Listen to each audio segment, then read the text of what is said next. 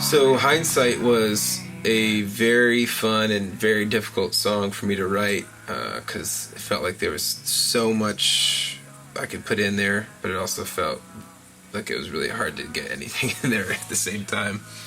And it was a song that I actually worked on a lot with my wife.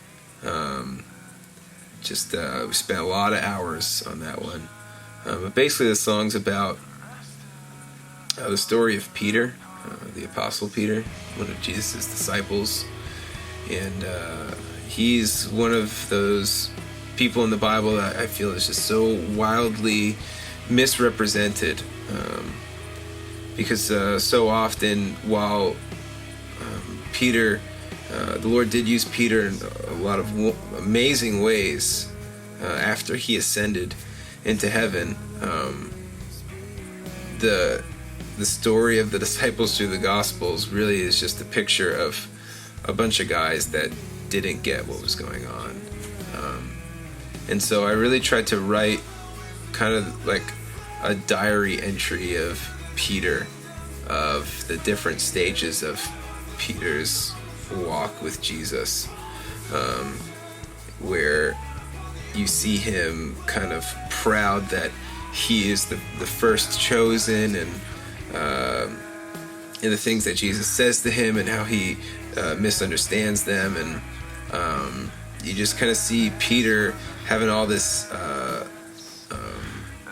desire to want to be in the thick of it, but so often getting things wrong. And I wanted to write his story because I just identified with it so much, because I saw how foolish I was so many different times in so many different ways, and really connected with him. And we had a lot in common as I thought about it more and more. But more so than anything, it was so cool to see the heart of the truth that we both had in common.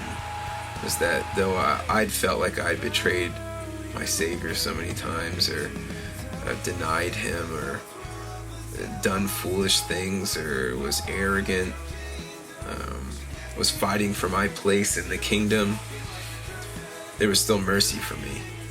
You know, when you look at Peter's life, you get to this point in the song where he says, "Am I different than Judas? For I betrayed the kindest friend." And we paint this picture of Judas to be this guy who like had a scowl on his face and had devil horns, but he was a guy just like Peter. And he did so many of the same things that Peter did. And they both denied Christ. They both betrayed him. Peter did it to his face. And yet there was mercy for Peter. And it just grips me in the same way, is that there was mercy for me.